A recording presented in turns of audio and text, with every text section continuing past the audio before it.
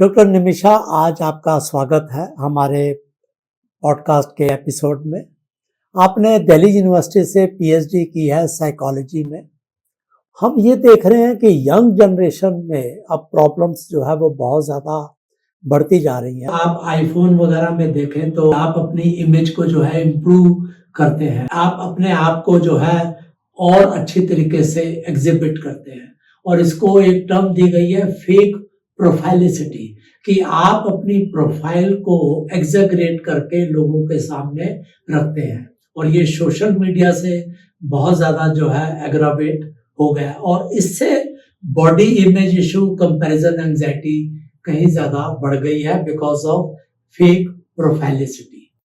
सही कह रहे हैं सर। जैसे टेक्नोलॉजी आई है और सोशल मीडिया आया है, तो बाहर की जो रियल वर्ल्ड है उससे बच्चों का इंटरेक्शन कम हो गया है, और जो सोशल वर्ल्ड है वो it is caught up in your phone. और वहां पे सोशल वर्ल्ड में हर कोई अपनी डिजिटल पर्सोना दिखाता है, मतलब एक परफेक्ट पर्सोना। और आपने सेल्फी भी ली के डाली है तो आपको कितने लाइक्स और कमेंट्स मिलते हैं, उसके ऊपर आपका पूरा अटेंशन रहता है। तो it has become a vicious cycle, जहाँ पे हर कोई अपना एक फेक या बेस्ट प्रोफाइल पुटअप कर रहा है, edited profile, scripted profile, that is not real. कहते हैं कि जो रियल रेवोल्यूशन आया वो एक तो लाइक बटन और एक सेल्फी का जो आया। सबसे पहले आईफोन में 2007 में जब आया तो ये लाइक बटन एंड सेल्फी, ये दो चीजें आई जिससे कि सारा का सारा सिनेरियो चेंज हो गया। बिल्कुल सर। और जो जेन जी है, इनको जैसे टिकटॉक और व्हाट्सएप एंड इंस्टाग्राम, इन सब पे कॉन्स्टेंटली द प्रेशर कि आप अपने को परफेक्ट बना के रखें। और आपका कंपैरिजन भी किससे हो रहा है? कंपैरिजन हो रहा है परफेक्ट लोगों से। तो अगर आपको कॉन्स्टेंटली खुद को एक परफेक्ट मोल्ड में डाल के कंपेयर करना पड़े, तो आपको हर चीज अपनी क्वेश्चनेबल लगेगी। बॉडी भी क्वेश्चनेबल लगेगी, स्किल्स भी क्वेश्चनेबल लगेंगी, क्योंकि आपका कंपैरिजन स्टैंडर्ड बहुत हाई हो गया है। जब हम नॉर्मल लाइफ में जीते हैं तो हमें लोगों की दोनों एस्पेक्ट्स पता होती हैं, नेगेटिव भी पॉजिटिव भी, and we learn to appreciate failure and success and good and bad. But जैसे जैसे सोशल मीडिया का इन्फ्लुएंस बढ़ता जा रहा है, तो परफेक्शनिज्म और demands on yourself to be a perfect human being, वो बहुत बढ़ गया है। उसकी वजह से ये social comparison, body image issues, depression, anxiety, eating disorders भी बहुत कॉमन है लड़कियों में। बिल्कुल। तो डॉक्टर निमिषा, ये जो सारा अब यदि देखें तो एक किस्म से कल्प्रिट है ये सोशल मीडिया, जो ऑलरेडी एग्जिस्टिंग प्रॉब्लम्स को बहुत ज़्यादा एग्रावेट कर रहा है। तो कैसे इसको हम लोग कंट्रोल कर सकते हैं, स्पेशली यंग जनरेशन को? यदि आप किसी को कहें कि अरे आप मोबाइल यूज़ मत करो, तो वो बच्चा सोचेगा कि अरे पहले हमारे माँ बाप या जो गार्जियन है वो तो अपना खुद मोबाइल कम यूज़ करें, क्योंकि हर इंसान जो है वो मोबाइल पे बैठा हुआ है। तो अंडर द सिनेरियो कैसे जो है इंश्योर करें कि यंग जनरेशन जी जो है वो सोशल मीडिया का जो एक्सपोजर है वो उसको मिनिमाइज कर सके? जी सर, ये सिर्फ जेन जी की बात नहीं है, इवन एडल्ट्स आजकल, हमारा phone is become an extension of our body. ऐसे लगता है कि फोन 1 मिनट को भी ना मिले तो प्रॉब्लम स्टार्ट हो जाती है। बट देखा जाए तो प्रॉब्लम टेक्नोलॉजी या सोशल मीडिया की नहीं है। प्रॉब्लम इज कि हमें अपनी लाइफस्टाइल बैलेंस्ड बनाने की आदत नहीं रही है। हम जिस चीज में घुसते हैं उसमें पूरी तरह घुस जाते हैं। और पहले के लोग क्या करते थे, उनकी बहुत डाइवर्स लाइफस्टाइल होती थी, बैलेंस्ड लाइफस्टाइल होती थी, और उन्हें एक फुल स्टॉप लगाना आता था चीजों के ऊपर, रोकना कि अब भाई बहुत खा लिया, अब भूख नहीं है तो छोड़ दिया, अब थोड़ी देर टीवी देख लिया फिर छोड़ दिया, कोई काम कर लिया फिर छोड़ दिया। बट आजकल की जनरेशन और आजकल के लोगों में क्या है कि कुछ भी करेंगे तो एक्सेसिवली उसमें घुस जाते हैं, एनमेश हो जाते हैं, उसके साथ मिल जाते हैं। तो सबसे बड़ी चीज यही है कि एक तो आप अपना बैलेंस्ड लाइफस्टाइल रखें। आप ये देखें कि भाई हम सोशल मीडिया पे हैं तो एक बाहर की भी लाइफ है, उसमें भी हम घुसने की कोशिश करें। चाहे हो सकता है कि आपको मुश्किल लगे, बट कोशिश करने से और थोड़ा बड़े लोगों को देखने से आपको अंदाजा लगेगा कि कैसे हम रियल सोशल वर्ल्ड में घुस सकते हैं यंग बच्चों के लिए। एंड प्ले, प्ले बहुत इंपॉर्टेंट है। इनफैक्ट जॉनथन हाइट ने यही बोला है कि क्योंकि एक अनरिस्ट्रिक्टेड प्ले जो होता था पहले वो वो बंद हो गया है, तो बच्चों को एक्सप्लोरेशन और अपनी आइडेंटिटी बनाने का खुद और फेलियर्स से डील करने का मौका ही नहीं मिलता है। तो थोड़ा बाहर की दुनिया में निकलें, ग्रीन स्पेसेस बहुत इंपॉर्टेंट हैं, ग्रीन स्पेस में जाएं। और सबसे इम्पॉर्टेंट यंग जनरेशन के लिए ये है कि किसी वॉलंटरी वर्क से जुड़ें। जब आप किसी वॉलंटरी वर्क से जुड़ते हैं तो आपको प्रॉब्लम सॉल्विंग एबिलिटी आती है, डिसीजन मेकिंग एबिलिटी आती है और ह्यूमिलिटी आती है, अपने अंदर कॉन्फिडेंस आता है।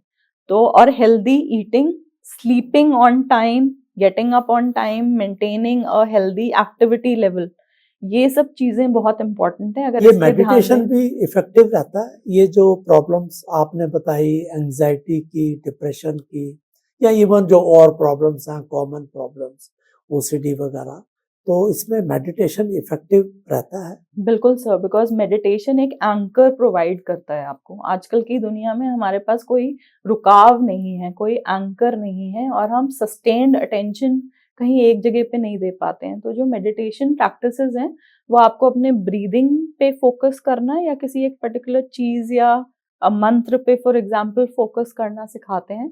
तो उससे आपकी जो ट्रेन ऑफ थॉट्स है, जो ऑनगोइंग ओवर थिंकिंग है, प्रोक्रेस्टिनेशन है, आप उस पे कंट्रोल पा सकते हैं। आपकी कंसंट्रेशन इंप्रूव हो सकती है, आपकी इमोशनल कंट्रोल इंप्रूव हो सकता है।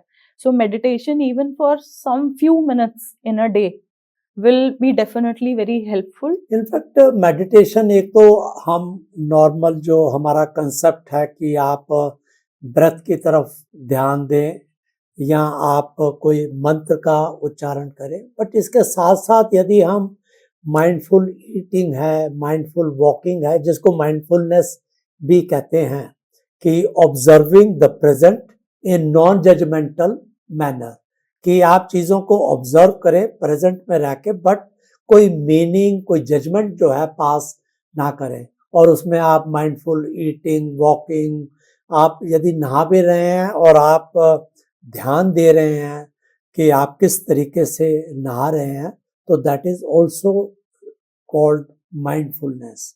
और जी ये जितनी भी एक्टिविटीज़ हैं, ये सभी हम लोगों को ज़्यादा माइंडफुल बनाती हैं। तो देखा जाए तो मेडिटेशन के साथ साथ ये भी बहुत ज़रूरी है कि आप ज़्यादातर टाइम माइंडफुल रहें, रादर दैन कि आप जो है वो थॉट्स के फ्लो में बह जाएं और एक थिंकिंग मोड में चले जाएं। जी जी, बिल्कुल सही बात है। और ज़्यादातर हम लोग क्या है, हम अपने मेंटल एक्टिविटी में ही इन्वॉल्व रहते हैं और एक ऑटोमेटिक पायलट हम कहते हैं, जैसे कोई ऑटोमेटिकली आपकी गाड़ी चल रही है, आपको पता भी नहीं है, उस मोड में रहते हैं। तो अगर हम माइंडफुलनेस प्रैक्टिस करेंगे तो हमें अपने जो 5 सेंसेस हैं, आई साइट, हियरिंग, स्मेल, टच, इन सब पे फोकस करने से आपका जो इंफॉर्मेशन ओवरलोड है वो कम हो सकता है। और जो टाइम ट्रैवल करता है आपका माइंड, कि या तो पास्ट में रहता है या तो फ्यूचर में रहता है, तो उसे एक एंकर मिल जाता है प्रेजेंट में।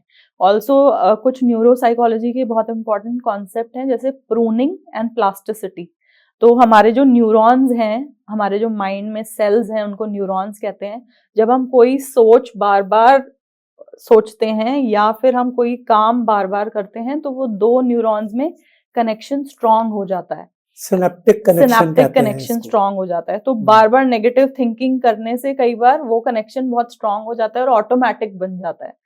और प्रूनिंग का ये मतलब है कि जो न्यूरोनल कनेक्शंस हम यूज नहीं कर रहे हैं, जो न्यूरॉन्स यूज नहीं हो रहे हैं, वो धीरे धीरे मरने लग जाते हैं। So that is a bad news. If you are not using certain parts of your brain, then they will begin to be pruned efficiency के लिए। बट एक पॉजिटिव चीज इज प्लास्टिसिटी। न्यूरोप्लास्टिसिटी का मतलब है कि अगर आप किसी भी एज पे कोई नई चीज करना शुरू भी करते हैं या नया वे ऑफ थिंकिंग अपनाते हैं, तो आपका ब्रेन उसे एक्सेप्ट करने लगता है, क्योंकि it's plastic. Neuroplasticity means your brain can adapt to new ways of thinking and doing things. इसलिए कॉग्निटिव बिहेवियर थेरेपी का काफी बड़ा रोल है, क्योंकि वो आपको दूसरा पर्सपेक्टिव लेना, किसी दूसरी तरीके से सोचना भी सिखाती है। तो उससे न्यूरोप्लास्टिसिटी से आपका ब्रेन रीजेनरेट हो सकता है और आपको नए सोचने के तरीके आ सकते हैं। बहुत अच्छा आपने जो है माइंडफुलनेस बताया, न्यूरोप्लास्टिसिटी, प्रूनिंग बताया। यदि देखा जाए तो हमारा कोई पास्ट का ट्रॉमेटिक एक्सपीरियंस है, तो वो उसको इसी तरीके से दूर किया जा सकता है कि उसको आप कम सोचें, उसको बार-बार यदि जितनी बार-बार आप उसको रिपीट करते जाएँगे, उतना आप उस मेमोरी को रिफ्रेश करते हैं और जो कनेक्शन है सिनैप्टिक कनेक्शंस न्यूरॉन्स के बीच में और ज़्यादा स्ट्रॉन्ग होते जाएँगे। तो जी, बहुत अच्छा आपने जो है हमको सीबीटी से लेके यंग जनरेशन, उन anxiety, depression, body image issues, comparison anxiety से लेके आपने मेडिटेशन, न्यूरोप्लास्टिसिटी के बारे में बताया। सो जी। Thank you very much. Thank you sir and मुझे बहुत अच्छा लगा ये बात करके और मैं एंड में यही कहना चाहती हूँ कि अगर यंग बच्चे को या एडोलेसेंट या एडल्ट्स को भी कभी ऐसा लगे कि बहुत प्रॉब्लम ऐसी है कि उनसे हैंडल नहीं हो रही है या वो ओवरवेल्म हो रहे हैं, तो किसी प्रोफेशनल से हेल्प लेने में कोई बुराई नहीं है आजकल। Even psychologist and psychiatrist are like any other doctors. पर ये बीमारी क्योंकि दिखती नहीं है तो लोग उसको अच्छा नहीं समझते हैं या कई बार बहाना समझ लेते हैं। पर धीरे-धीरे सोसाइटी चेंज हो रही है और अगर आप मेंटल हेल्थ प्रैक्टिशनर का एक्सपीरियंस, क्वालिफिकेशन देख के अपॉइंटमेंट लेंगे तो आपको काफ़ी हद तक हेल्प मिलेगी। Yeah, definitely. So thank you very Thank much, you, sir. Dr. Namisha. Thank you, sir. Thank you.